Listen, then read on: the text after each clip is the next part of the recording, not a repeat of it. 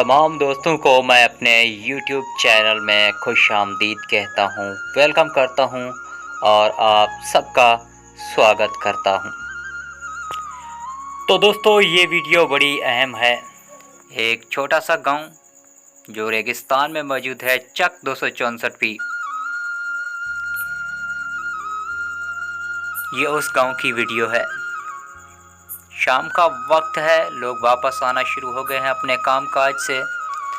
जानवरों को भी चारा डाल दिया गया है। खाने पकाने में मसरूफ़ लोग आपको दिखाई देंगे इस वीडियो में। ये कुछ बच्चे हैं इस घर के। ये भाई पठान का घर है जिसका मैं आपको विज़िट करवा रहा हूँ। ये भाई पठान की छोटी बेटी है जो खाना पका रही है।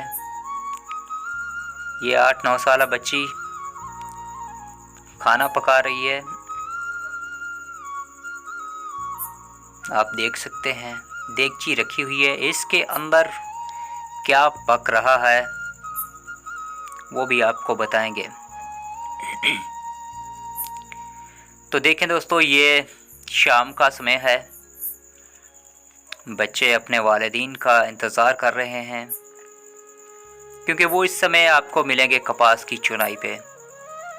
जब सूरज गरूब हो जाता है, ढल जाता है, तो लोग वापस घरों को मूव करते हैं।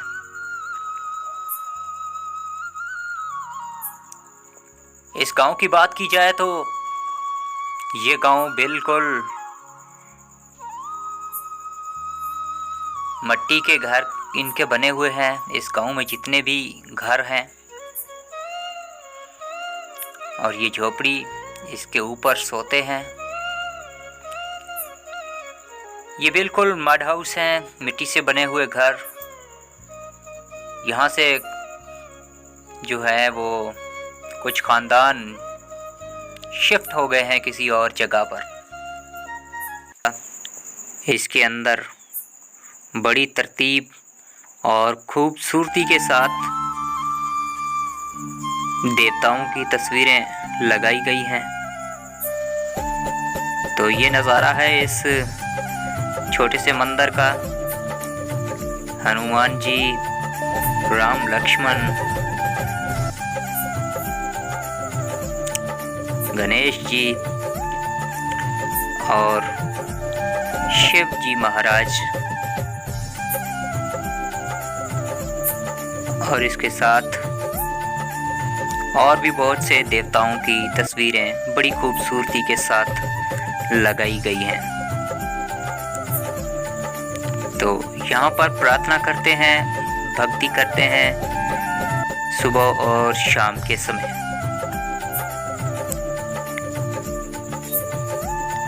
बड़ा ही खूबसूरत है ये मंजर। और ये मंदिर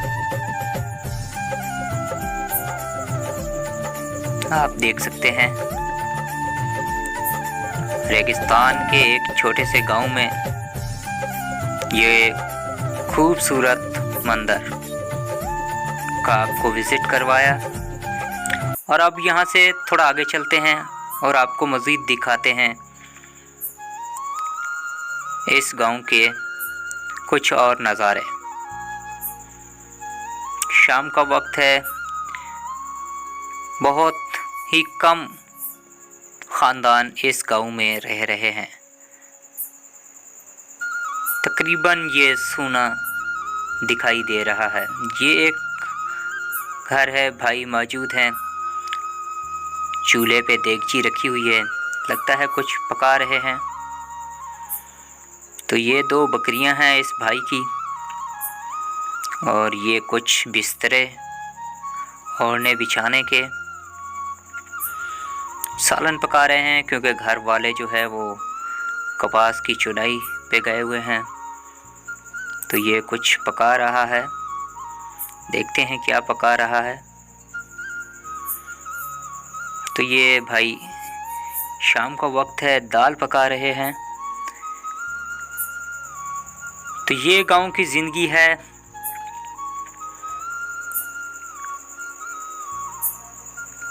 बड़ी मुश्किल लाइफ इसलिए कि यहाँ पर जितने भी लोग हैं वो तालीम से बहुत दूर हैं। बच्चों को भी नहीं पढ़ाते ये, और ना ही खुद पढ़े लिखे हैं। अगर खुद पढ़े लिखे होते तो अपने बच्चों को पढ़ाते, उनको हुनर सिखाते, तो इनकी हालत ज़िंदगी बदल सकती थी।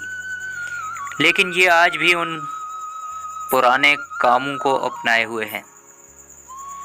आज भी वही 100 साल पुरानी ज़िंदगी जी रहे हैं। आज भी वही इनके कमाने के तरीके पुराने हैं। जदीद दौर में भी आज ये बहुत पीछे, हर लिहाज से ये बहुत पीछे हैं। क्योंकि जब तालीम आती है तो शऊर पैदा होता है और इंसान तालीम के बलबूते पर बेहतर सोचना शुरू करता है। उसके जहन में नए नए मंसूबे आते हैं कमाने के, जिससे वो प्रोग्रेस कर सकते हैं, तरक्की कर सकते हैं। बहरहाल ये एक और घर जिसका मैं विज़िट कराने जा रहा हूँ आपको, ये उनका किचन है। ये भी कहीं और शिफ्ट हुए हैं, अपने घर बार छोड़कर। चूल्हे बिल्कुल ठंडे पड़े हुए हैं। इसकी वजह यह है कि यहाँ से भी लोग शिफ्ट हो गए हैं।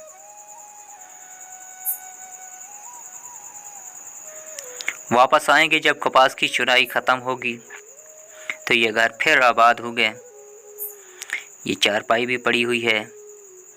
दरवाजे तकरीबन किसी किसी घर के ही हैं। ये भी किचन है, रोटी पकाते हैं। ये तवी रखी हुई है ऊपर।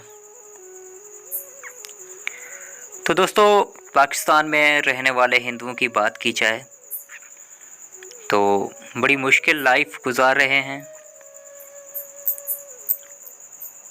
तो मेरी तमाम हिंदू भाइयों से एक ही रिक्वेस्ट होती है कि अपने काम काज के तरीके को बदलें। जितनी मेहनत आप रेगिस्तान में रहकर, गांव में रहकर उन पुराने काम काजों पे करते हैं, तो आप अपना तरीक़ाकार बदलें काम का, ताकि आप पढ़ सकें। इस तरह के बच्चे जो सहमे हुए हैं, रो रहे हैं, चेहरे पे कोई खुशी नहीं, इन बच्चों को स्कूल में होना चाहिए था। ये भी आज नज़में सुना रहे होते, कहानियाँ सुना रहे होते, लेकिन बिल्कुल सहमे हुए, चेहरों पे कोई मुस्कुराहट नहीं। इनके चेहरों पे भी मुस्कुराहटें आ सकती हैं, ज़िंदगी में खुशियाँ आ सकती हैं, अगर हम अपने काम काज के तरीक़ेकार को बदलें। अगर हम पढ़ेंगे तो हमें अपनी दीनी तालीम का भी हमें इल्म होगा, हम अपने मज़हब के बारे में भी बेहतर जान सकेंगे। ये बच्चे देखें, आज इनको स्कूल में होना चाहिए था, लेकिन आज ये भटक रहे हैं। तो उम्मीद है ये वीडियो आपको पसंद आई होगी। इस वीडियो को बनाने का मकसद यही था कि अपने पुराने कामकाज बदलें और अपने बच्चों को पढ़ाएं, ताकि ज़िंदगी संभल सके। Thank you so much all friends. उम्मीद है आपको पसंद आई होगी।